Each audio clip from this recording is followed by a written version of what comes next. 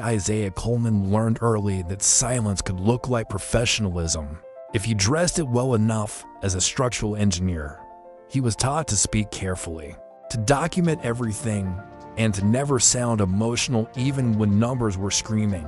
Respect, he learned, came from calm certainty, not urgency. The project was announced with banners and speeches long before Isaiah ever stepped onto the site. A mixed-use development rising from an old industrial block. It promised renewal, jobs, and a skyline that looked toward the future. Isaiah was hired to oversee safety compliance after the designs were already approved.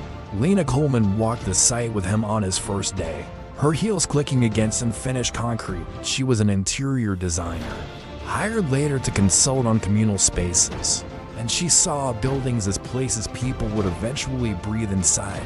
She squeezed his hand in, told him this project would change everything. Isaiah wanted to believe her. They had waited years for stability that didn't feel temporary.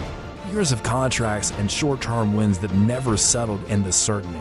This job came with prestige, visibility, and the promise of permanence. The early weeks passed quietly.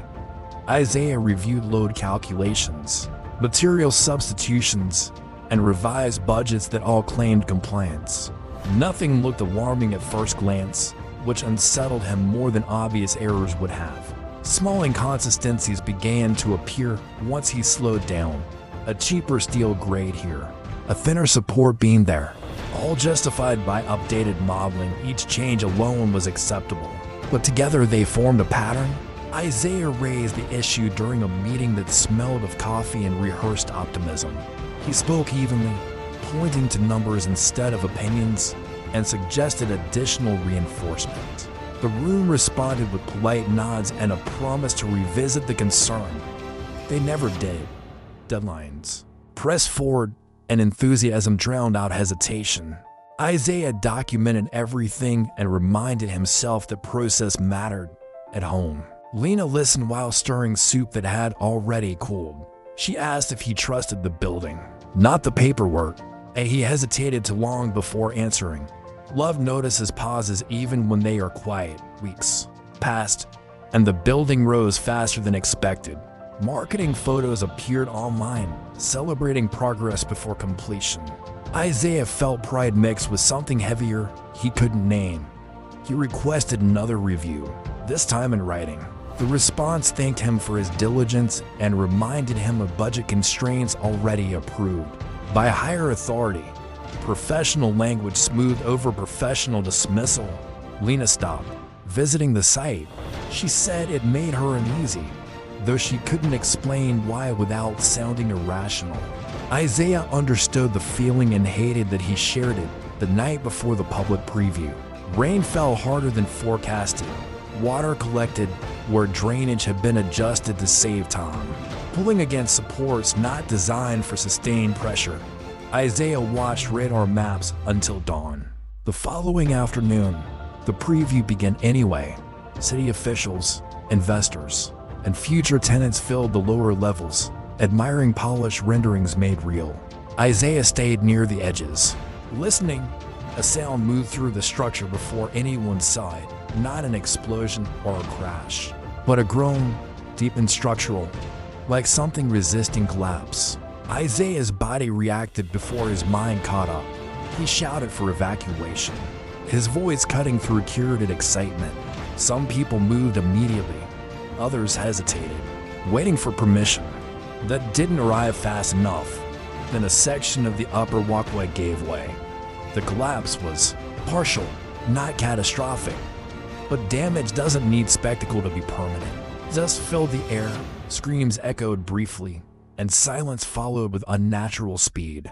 Emergency alarms arrived late. Lena was inside. She had come to see the finished interior work she'd helped imagine. Isaiah found her sitting against a wall, shaken but alive. Her ankle twisted beneath debris. She survived.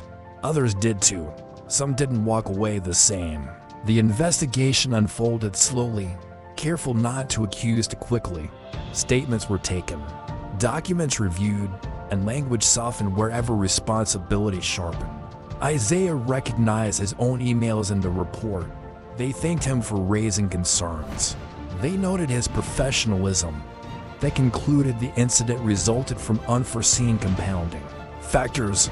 No one was fired. The project paused, then resumed under a new name. Repairs were labeled improvements. At home, Lena struggled with stairs she once climbed without thought. Isaiah learned the weight of guilt that logic cannot dissolve. Love remained, but it changed shape. Friends called him a hero for speaking up. Isaiah didn't feel heroic. He felt. Listened to too late. Lena told him it wasn't his fault, though she never said it quickly. Healing required patience neither of them had practiced before. They learned it together. Isaiah resigned 6 months later. Not loudly, not publicly, just quietly. The way harm often settles when it isn't acknowledged. He took a position teaching structural ethics to students who still believe systems corrected themselves. Sometimes, when Lena rested, he reread the old documents. He didn't look for mistakes anymore. He looked for the moment where urgency had been turned into inconvenience. The building still stands. People pass it without knowing what almost happened. Isaiah knows. Lena walks slower now, but she walks.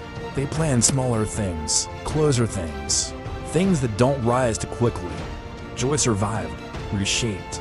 Isaiah understands that being allowed to build something does not mean you are allowed to protect it. Lena understands that intuition is a form of knowledge rarely credited. Love understands it must sometimes hold what systems refuse to carry. They let him build it. They didn't let him stop it. The cost lives quietly, every day, in what remains.